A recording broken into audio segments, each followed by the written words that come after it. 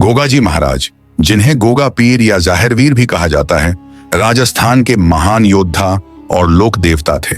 वे न केवल वीरता और पराक्रम के प्रतीक हैं, बल्कि श्रद्धा और भक्ति के भी प्रतीक माने जाते हैं। उनके भक्त उन्हें सांपों के देवता के रूप में पूजते हैं और उनकी गाथा भारत के कई हिस्सों में गाई जाती है। यह कहानी आपको उनकी पूरी जीवन गाथा, चमत्कार, संघर्ष और भक्ति से परिचित कराएगी। आइए इस दिव्य कथा में प्रवेश करते हैं। राजस्थान के नागौर जिले में स्थित ददरेवा गांव में चौहान वंश के राजा जयवर सिंह और रानी बाछल देवी के घर गोगाजी महाराज का जन्म हुआ। यह समय था जब चारों ओर असुर शक्तियां बढ़ रही थीं और जनता को एक महान योद्धा की प्रतीक्षा थी। गोगाजी का जन्म देवी भगवती के आशीर्वाद से हुआ था। उनकी माता ने भगवान शिव और नाग देवता की कठोर तपस्या की थी, जिससे प्रसन्न होकर उन्होंने वरदान दिया कि उनका पुत्र महान योद्धा होगा और नागवंश की रक्षा करेगा। बचपन से ही गोगाजी में वीरता के गुण थे। वे घुड़सवारी, तलवारबाजी और युद्ध की हर कला में निपुण थे। उनका हृदय करुणा और न्याय से भरा था।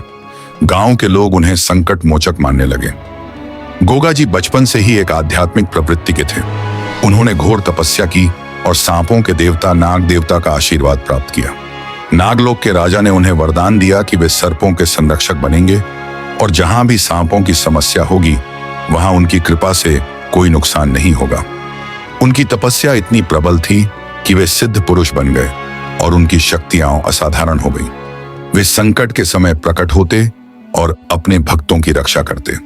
इसीलिए उन्हें जाहिरवीर कहा जाता है, जिसका अर्थ है सर्वव्यापी योद्धा। जैसे जैसे गोगाजी बड़े हुए, उनके शौर्य की चर्चा दूर दूर तक फैल गई। उन्होंने अपनी सेना बनाई और अपने राज्य की रक्षा के लिए कई युद्ध लड़े। एक बार उनके राज्य पर दुश्मन आक्रमण कर रहे थे। गोगाजी ने अपनी तलवार उठाई और अपने घोड़े पर सवार होकर युद्ध भूमि में उतर गए। उनका घोड़ा जेतक भी उतना ही शक्तिशाली था, जो युद्ध में उनके साथ हर संकट से लड़ता था। गोगाजी ने अपने अद्भुत रण कौशल से दुश्मनों को परास्त किया और राज्य की रक्षा की। गोगाजी सिर्फ एक योद्धा ही नहीं, बल्कि एक महान संत भी थे।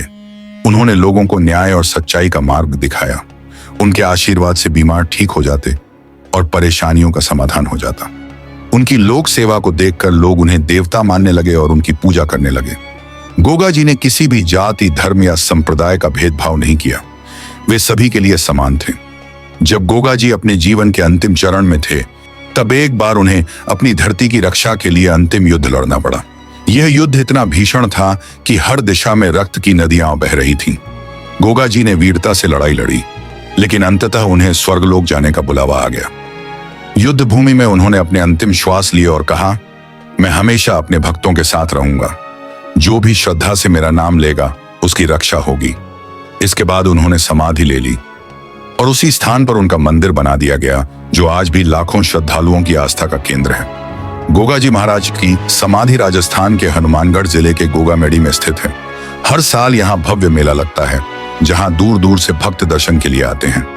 उनकी पूजा विशेष रूप से सांपों से रक्षा के लिए की जाती है। ऐसा माना जाता है कि जो कोई भी गोगाजी की भक्ति करता है, उसे सांप नहीं काटता। यदि कोई सांप काट भी ले, तो गोगाजी के नाम से झाड़ फूंक करने से जहर का असर खत्म हो जाता है।